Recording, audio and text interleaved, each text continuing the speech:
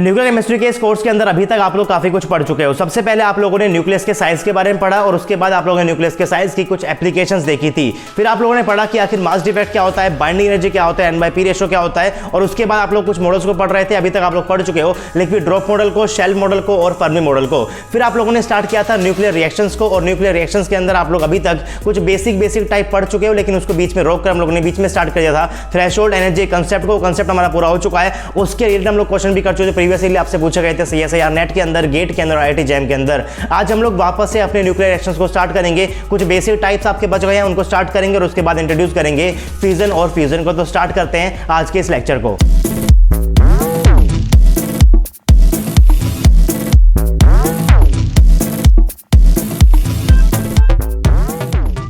Hey guys, this is RJ and welcome to RJ Academy. So this is lecture number 14 of nuclear chemistry and I hope कि आप लोगों ने previous सारे के सारे lectures देख लिए होंगे। बट अगर आप लोग फर्स्ट टाइम मेरे चैनल के ऊपर आए हो, चैनल को सब्सक्राइब नहीं किया हुआ है तो चैनल को सब्सक्राइब कर लो। सब्सक्राइब करने के साथ साथ आपको नोटिफिकेशन बेल आइकन को भी प्रेस करना है, ताकि जब भी मैं यहाँ पर कोई वीडियो अपलोड करूँ आपको सबसे पहले पता चल जाए। और अगर आप लोगों ने प्रीवियस लेक्चर्स अभी तक नहीं देखे हैं तो आपको ज्यादा कुछ नहीं करना है, आपको सिर्फ और सिर्फ RJ Academy के यूट्यूब चैनल के ऊपर जाना है। वहां पर जाकर आपको प्लेलिस्ट सेक्शन के अंदर न्यूक्लियर केमिस्ट्री की अलग से पेज देखने को मिल जाएगी। स्टार्टिंग से ऑन कर लो, सब कुछ आपको समझ में आएगा। बिल्कुल बेसिक से मैंने आपको हर छोटी छोटी बातें बताई हुई है। आज हम लोग पढ़ने वाले हैं other type of nuclear reactions को। तो न्यूक्लियर रिएक्शन को मैं आपको ऑलरेडी कवर करा चुका हूं इस कोर्स के अंदर। अभी तक हम लोग 5 टाइप के रिएक्शंस को ऑलरेडी कवर कर चुके हैं इस पर्टिकुलर लेक्चर सीरीज के अंदर। तो आई होप कि आप लोगों ने पांचों टाइप रिएक्शन को जो है रिवाइज कर लिया होगा। और उसके बाद हम लोगों ने पढ़ा था थ्रेशोल्ड एनर्जी को और क्यू वैल्यू को, और क्यू वैल्यू के ऊपर से आपके पास जो क्वेश्चंस आए थे CSIR नेट के अंदर, गेट के अंदर या फिर IIT-JAM के अंदर, वो क्वेश्चंस भी आप लोग अटेम्प्ट कर चुके हो। तो अब हम लोग वापस से पढ़ने वाले हैं अपने न्यूक्लियर रिएक्शंस को ही। 5 टाइप मैं आपको ऑलरेडी कवर करा चुका हूं, एक टाइप पढ़ाने वाला हूं मैं आपको अभी थोड़ी देर के अंदर।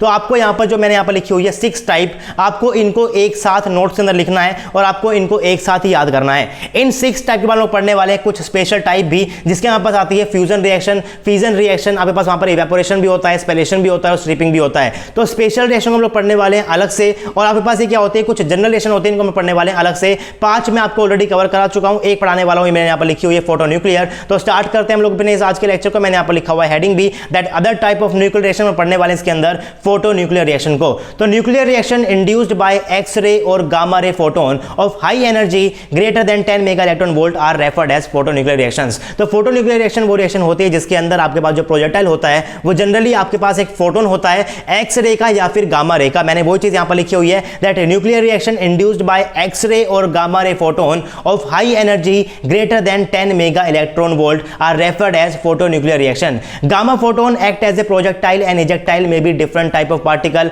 आई होप कि आपको समझ में आता होगा कि आखिर आपके पास प्रोजेक्टाइल क्या होता है, एजेक्टाइल क्या होता है। ये सारी की सारी बातें हम लोग पहले इस कोर्स के अंदर कर चुके हैं। बट जितनी भी रिएक्शन आपने अभी तक पढ़ी है उन सभी रिएक्शन के अंदर आपके पास जो प्रोजेक्टाइल था वो वहां पर आपके पास क्या था, कोई ना कोई पार्टिकल था। आपके पास न्यूट्रॉन था, आपके पास प्रोटॉन था, आपके पास अल्फा पार्टिकल था, तो वो कोई ना कोई पार्टिकल था। लेकिन फोटो न्यूक्लियर रिएक्शन के अंदर आपके पास जो प्रोजेक्टाइल होता है ये आपके पास एक फोटोन होता है, वो भी बिल्कुल हाई एनर्जी का, एक्स-रे का या फिर गामा फोटोन का। इसको समझाने के लिए मैंने यहां पर एग्जांपल भी लिखा हुआ है। आई होप कि आपको अपने रिएक्शन को इस तरीके से रिप्रेजेंट करना भी आता होगा। मैंने पहले भी आपको इस कोर्स के अंदर सिखाया कि कैसे आप लोग इस तरीके से अपनी रिएक्शन को रिप्रेजेंट कर सकते हो। मैंने यहां पर लिखा हुआ है टारगेट न्यूक्लियस 2H, इसके ऊपर आपके पास क्या आ गया, प्रोजेक्टाइल आएगा, एजेक्टाइल बाहर निकलेगा, पास क्या बन गया, डोटर न्यूक्लियर बन गया है। तो आपका जो 2H है वो कन्वर्ट हो गया है 1H के अंदर। इसके ऊपर आपका प्रोजेक्टाइल पास हमारा क्या है, आपके पास यहां पर प्रोजेक्टाइल है एक फोटोन गामा रे का, और आपके पास यहां पर एजेक्टाइल क्या है, एक न्यूट्रॉन का पार्टिकल है। आप लोग अभी तक पढ़ चुके हो प्रोजेक्टाइल कैप्चर रिएक्शन को, जिसके अंदर पास क्या होता है, जो प्रोजेक्टाइल पास आ रहा है, जो आपके पास यहां पर टारगेट न्यूक्लियस, ये आपके इस प्रोजेक्टाइल क्या कर लेता है, कैप्चर कर लेता है।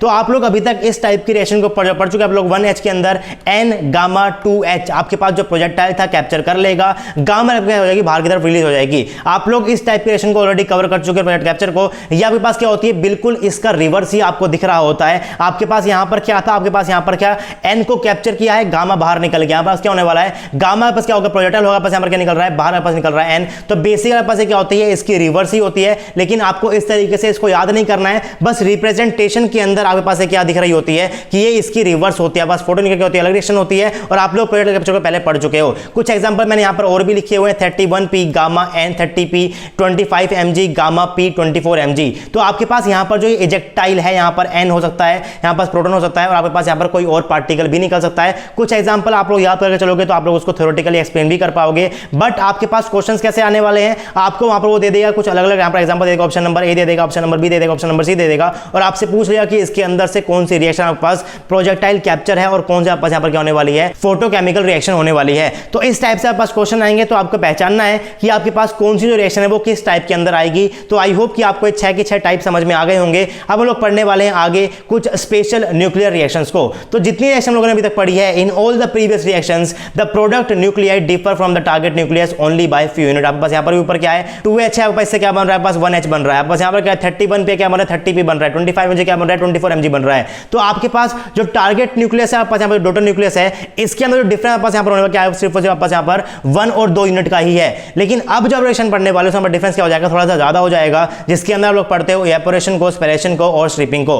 On the other hand there are many reactions involving high energy projectile in which target nuclei is partly torn apart yielding lighter nucleus. आपके पास यहाँ पर जो टारगेट न्यूक्लियाई होगा, इसके ऊपर आपका प्रोजेक्टाइल इतनी एनर्जी से आ रहा होगा कि आपके पास जो टारगेट न्यूक्लियाई होता है ये पूरा बिखर जाता है टूट के, और बिल्कुल छोटे छोटे के अंदर क्या होता है, कन्वर्ट हो जाता है। नंबर 1 मैंने यहाँ पर लिखा हुआ है इवेपोरेशन का, बस यहाँ पर इवेपोरेशन भी होता है, स्पैलेशन भी होता है और स्ट्रिपिंग भी होता है। तो मैंने यहाँ पर इवेपोरेशन का एग्जांपल भी लिखा हुआ है। 133 C's यहाँ पर कन्वर्ट हो जाएगा, 133 La के अंदर कन्वर्ट हो जाएगा। बस यहाँ पर क्या होता है, अल्फा के पास आने वाला है, अल्फा पड़ेगा पास आने वाला है एज ए प्रोजेक्टाइल, बिल्कुल हाई एनर्जी से आएगा, और जब ये इससे टकराएगा बस यहाँ पर क्या होने वाला है, 4 न्यूट्रॉन आपके बाहर निकल जाएंगे। अभी तक आपके सिर्फ और सिर्फ 1 न्यूट्रॉन बाहर निकल रहा था, 1 प्रोटॉन बाहर निकल रहा था, लेकिन बस यहाँ पर क्या हो रहा है, 4 न्यूट्रॉन बाहर निकल रहा है। जो न्यूक्लियस है वो न्यूक्लियस अब आपका बिखरना शुरू हो रहा है। तो आपके पास यहाँ पर जो 4 न्यूट्रॉन निकल रहे हैं, ये 4 भी हो सकते हैं, ये 6 भी हो सकते हैं, ये 8 भी हो सकते हैं, आपके पास ये 10 भी हो सकते हैं और 12 तक भी हो सकते हैं। तो जनरली आपके पास अगर 12 पार्टिकल्स निकल रहे होते हैं बाहर, तो उसको आप लोग कंसीडर करते हो एज ए इवेपोरेशन रिएक्शन।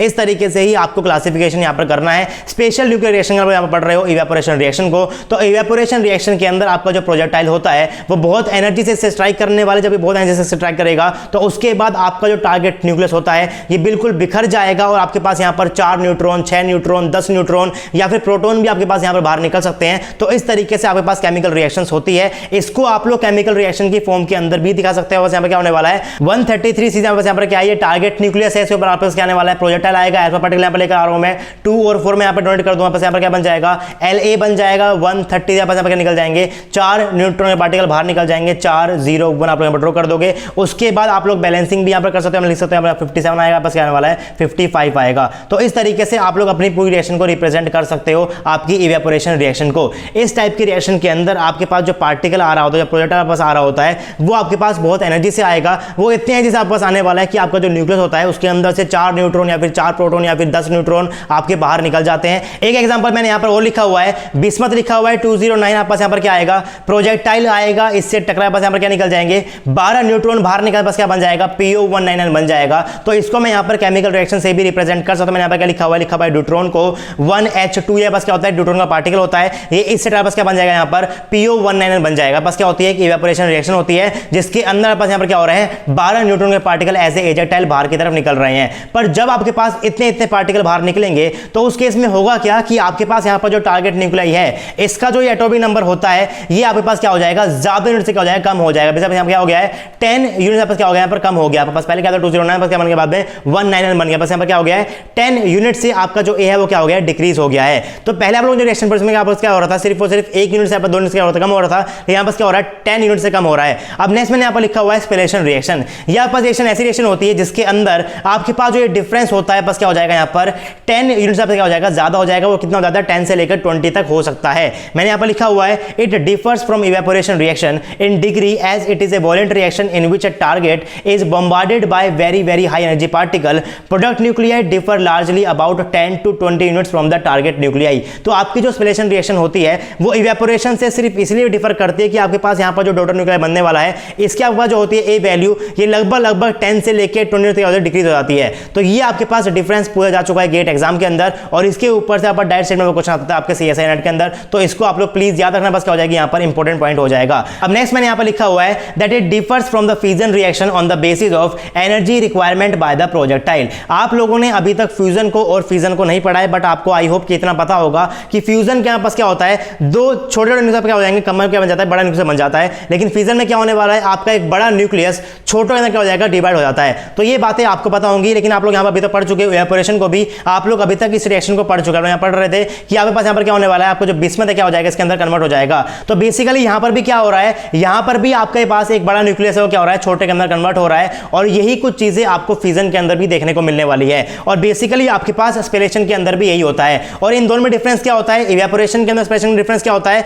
कि आपके पास जो डिफरेंस आपस क्या होने वाला है, आपके पास यहां पर होता है 10 यूनिट का पास हो जाएगा, वो 10 से लेकर 20 तक हो जाएगा। लेकिन इन दोनों के अंदर ही आपके पास एक बड़ा न्यूक्लियस छोटे के अंदर ही कन्वर्ट हो रहा होता है। तो फिजन के अंदर और स्पेलेशन और इवेपोरेशन के अंदर बेसिकली डिफरेंस क्या होता है, तो वो डिफरेंस मैंने यहां पर लिखा हुआ है, that it differs from the fission reaction on the basis of energy requirement bye the projectile. जो आपके पास यहां पर ये प्रोजेक्टाइल आ रहा है, इसकी एनर्जी कितनी होती है उसके ऊपर ये डिपेंड कर रहा होता है। For spallation reaction energy required by the projectile is 110 to 170 mega newton volt higher than the fission. यानी कि आपके पास जब स्पेलेशन हो रहा होगा तो उस केस के अंदर आपका जो प्रोजेक्टाइल है वो कुछ ज्यादा एनर्जी से आएगा, और जब वो ज्यादा एनर्जी से आएगा तो आपके पास कुछ ही पार्टिकल्स बाहर निकल पाएंगे। आपके पास यहां पर क्या हो जाएगा, आपका जो बड़ा न्यूक्लियस क्या हो जाएगा, वो छोटे के अंदर कन्वर्ट हो जाएगा। लेकिन वो ज्यादा छोटा नहीं होगा, उसकी जो ए वैल्यू है वो 10 से लेकर 20 क्या हो जाएगी, थोड़ी सी कम हो जाएगी। मैंने यहां पर एग्जांपल भी लिखा हुआ है स्पेलेशन का भी और फिजन का भी। अब आप लोग यहां पर इनको एग्जांपल के थ्रू समझने की कोशिश करो। ये आपके पास यहां पर क्या है, एक टारगेट न्यूक्लियाई है। इसके मैं क्या लेकर आ रहा हूं, एक फोटोन को लेकर आऊंगा,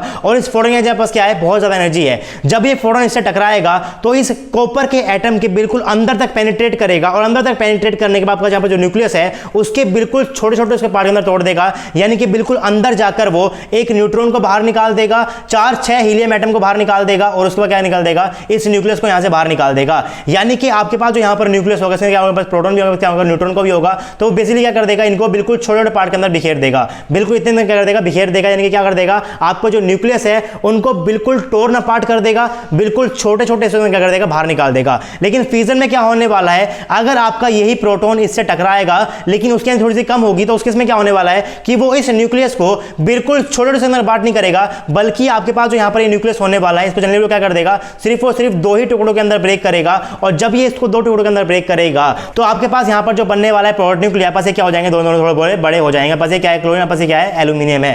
तो यहाँ पास क्या होता है, बेसिकली फिजन रिएक्शन में पास क्या होता है, स्पेलेशन रिएक्शन होता है। तो स्पेलेशन रिएक्शन के अंदर आपका जो प्रोजेक्टाइल होता है वो ज्यादा एनर्जी का होता है। अगर वो ज्यादा एनर्जी का है तो वो आपके न्यूक्लियस को बिल्कुल छोटे छोटे हिस्सों के अंदर तोड़ देगा, और जब वो छोटे हिस्सों के अंदर तोड़ेगा तो आपके पास यहाँ निकल जाते हैं 12-12 हीलियम के एटम निकलते हैं। आपके पास यहाँ पर 12-12 अल्फा पार्टिकल निकलते हैं, 12 न्यूट्रॉन निकलते हैं, 12 प्रोटॉन निकलते हैं, 10 न्यूट्रॉन निकलता है, 10 प्रोटॉन निकलते हैं। लेकिन जब आपके पास इस प्रोजेक्टाइल की, जब आपके पास इस प्रोटॉन की एनर्जी कम होती है और ये टकराएगा न्यूक्लियस से, तो वो आपके न्यूक्लियस को सिर्फ और सिर्फ 2 या 3 पार्ट के अंदर ही ब्रेक कर पाएगा। तो आपके पास यहाँ पर न्यूट्रॉन भी निकलेगा एक, लेकिन आपके पास यहाँ पर क्या निकल जाएंगे, 2 बड़े बड़े न्यूक्लियस निकलेंगे। इसमें क्या बोलने वाला हूँ, क्लोरीन 30% निकल जाएगा, क्लोरीन एल्यूमिनियम 50-25 निकल जाएगा। तो बेसिक आपके पास क्या होती है, फिजन रिएक्शन क्या होती है, स्पेलेशन रिएक्शन होती है। तो आपके इनके डिफरेंस को यहाँ पर याद करना है कि आपके पास बेसिक डिफरेंस क्या होता है इवेपोरेशन के अंदर और स्पेलेशन के अंदर, और स्पेलेशन के अंदर और आपके फिजन के अंदर। फिजन को हम लोग आगे जाकर बाद में के अंदर पढ़ने वाले हैं। अब नेक्स्ट मैंने यहाँ पर लिखा हुआ है stripping reaction. In some case projectile do not react as a whole with target nuclei, but one or more constant of the projectile alone are captured by the target nucleus.